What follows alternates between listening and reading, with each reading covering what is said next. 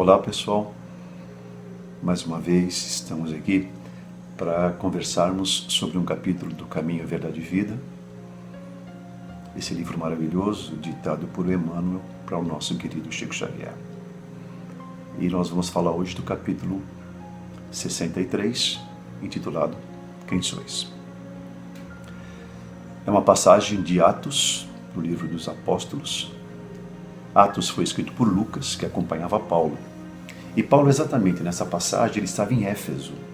Éfeso era uma cidade muito importante, nesse momento, sob o domínio romano. Era a segunda cidade do mundo, porque a primeira do mundo era Roma. Era uma cidade bastante grande. O muro que cercava a cidade tinha 9 quilômetros. Chegou a ter quase 500 mil pessoas vivendo em Éfeso.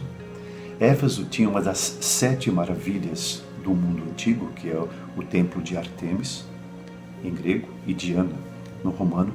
Portanto, toda essa cidade cultuava fortemente essa deusa. E Paulo estava justamente inserido nesse ambiente, divulgando o Evangelho de Jesus. E foi bastante duro, ele permaneceu ali por 2 anos. E o livro de Atos é justamente para que vai mostrando como foram criadas as igrejas, as 7 igrejas mais importantes dessa época por Paulo. E nessa passagem que nós vamos ter como base nessa nossa reflexão de hoje, conta uma passagem em que, depois de Paulo fazer milagres maravilhosos, profundamente impactuantes, haviam vários judeus exorcistas ambulantes que começaram a perceber essa atividade de Paulo e a eficiência com que ele expulsava, ou tirava o demônio das pessoas. E muitos desses judeus, que na verdade eram 7 nessa passagem, filhos de Seva, um dos sacerdotes mais famosos de Éfeso, eles expulsavam os demônios em nome de Jesus, a quem Paulo pregava. Usavam então o nome de Jesus por sentir que era eficiente. E esse espírito maligno que estava dominando uma pessoa, disse a eles: conheço a Jesus e bem sei quem é Paulo. Mas vós, quem sois? E após essa fala, esse ser que estava sem controle partiu para cima dos 7. Feriu-os, deixou-os nus e eles correram. Houve um ataque forte sobre todos eles. Quem sois?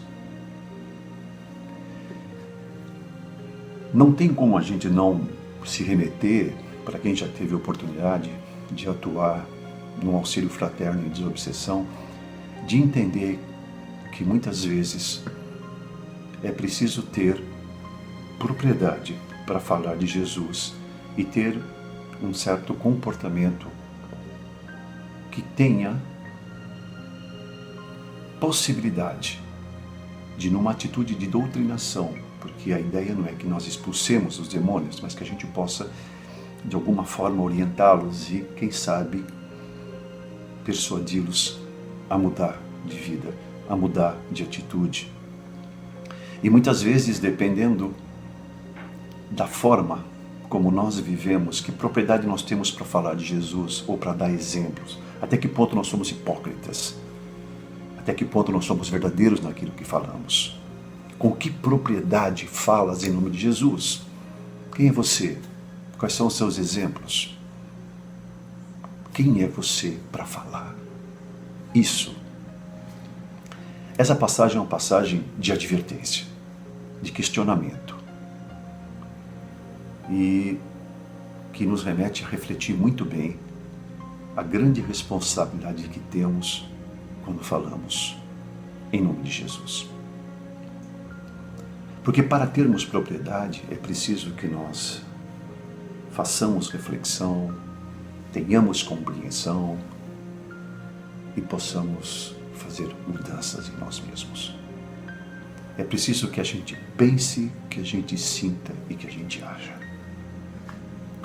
E isso exige muito de todos nós, de cada um de nós.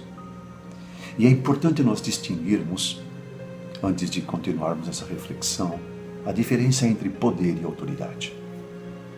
Poder é a capacidade de obrigar, por causa da sua posição ou força, os outros a obedecerem à sua vontade, mas que eles talvez preferissem não fazê-lo.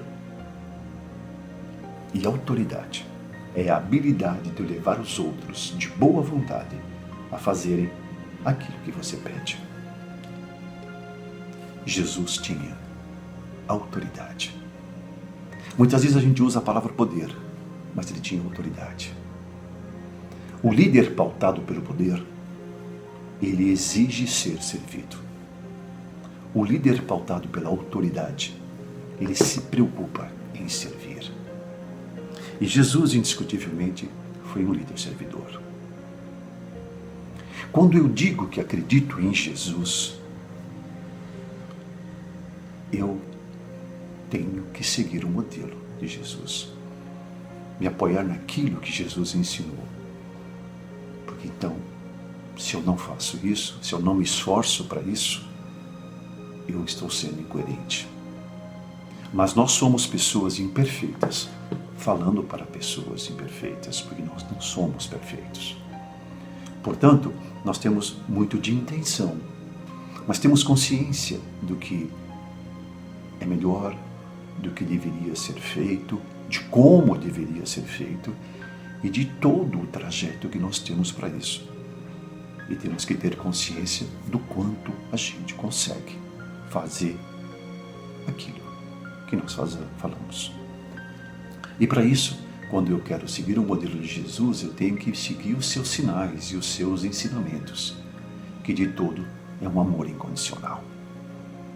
Então, é perceber a alegria pelo retorno de um filho que eu tenho da parábola do filho pródigo. É o júbilo pelo resgate de uma ovelha perdida, de alguém que se perdeu, mesmo que eu botasse em risco todo o rebanho. E isso me remete, nessa parábola do bom pastor, a ter a certeza de que todos seremos resgatados, que ninguém ficará sem ser acolhido por Jesus e por Deus. Me remeto também à parábola do bom samaritano, em que muitas vezes eu vou receber o auxílio, às vezes, daquele que é meu adversário e até mal visto por mim. A clareza de que o amar também é respeito quando ele manda que nós amemos os nossos inimigos, porque eu não vou amar meus inimigos como eu amo as pessoas mais próximas. Mas amar os inimigos é muito mais do que isso, é respeitá-lo, é aceitá-lo e não piorar o que já está ruim com relação a ele. É ver o valor à saúde e à vida através das várias curas que Jesus fez. É a importância do alimento físico e espiritual através da multiplicação dos pães e dos peixes. É termos consciência das nossas próprias deficiências para que não julguemos os outros sem ter caridade. Porque atire a primeira pedra quem nunca errou. É aquela lição de empatia quando ele diz: não faças aos outros o que não queres que te façam. Ou a clareza do julgar: com a régua que medires, serás medido. E a evidência de um líder servidor. Quando em Marcos ele diz: o Filho do Homem não veio para ser servido, mas para servir. E uma sublime lição de perdão, quando na cruz ele diz: perdoa-lhes, Pai, eles não sabem o que fazem. E o exemplo máximo de humildade, quando após a ceia, ele lava os pés dos discípulos. E o reforço e a importância do cumprimento dos nossos deveres. Dai a César o que é de César, e a Deus o que é de Deus. E o ensinamento máximo: amar a Deus sobre todas as coisas e ao próximo como a si mesmo. Como a si mesmo. Ele ressalta a importância de que nos amemos, para que tenhamos propriedade para amar o próximo e assim então amar a Deus com muito mais plenitude. E muitas vezes a gente pode ter dúvida nas nossas atitudes. E uma dica seria nós pensarmos assim: poxa, nessa situação que eu estou vivendo, nessa dificuldade que eu estou vivendo, nessa batalha com essa pessoa que eu estou vivendo, o que Jesus faria? E quando eu faço essa reflexão, vem uma série de dicas de como eu devo agir. E muitas vezes eu não consigo aplicar todas. Mas muitas vezes, sem dúvida, poderá nos ajudar. Cabe a cada um de nós construir a sua própria autoridade, pela verdade, pela força na verdade das palavras que falamos, quando falamos com o nosso coração e naquilo que realmente acreditamos como uma verdade para a nossa vida. E aí uma historinha de Gandhi muito simples, que a gente sempre fala, é uma mãe que foi até Gandhi levando um filho que queria que ele conversasse com o filho, porque ele gostava muito de açúcar e ele queria que Gandhi conversasse com o filho. E o Mahatma pediu para ela para vir na semana seguinte e depois mandou avisar para vir na segunda semana e depois falou que ele viesse na terceira semana. E assim foi, a mãe impaciente levou o seu filho na terceira semana para conversar com Gandhi. E Gandhi falou: meu filho, você não deve comer tanto açúcar, porque não faz tão bem para a sua saúde, te prejudica. E esse foi o diálogo de Gandhi com o menino. E a mãe achou estranho e falou: mestre, Gandhi, por que você teve que esperar 3 semanas para falar uma coisa tão simples para o meu filho? Por quê? Porque eu também adoro açúcar. Na primeira semana eu não consegui largar. Na segunda eu melhorei um pouquinho. E eu percebi que na terceira, o que eu ia falar para ele era uma verdade que eu praticava. E assim, por mais simples que seja a minha fala, ela tem pureza e verdade. Que nós possuímos, que nós possamos mais e mais falar as verdades que estão dentro do nosso coração.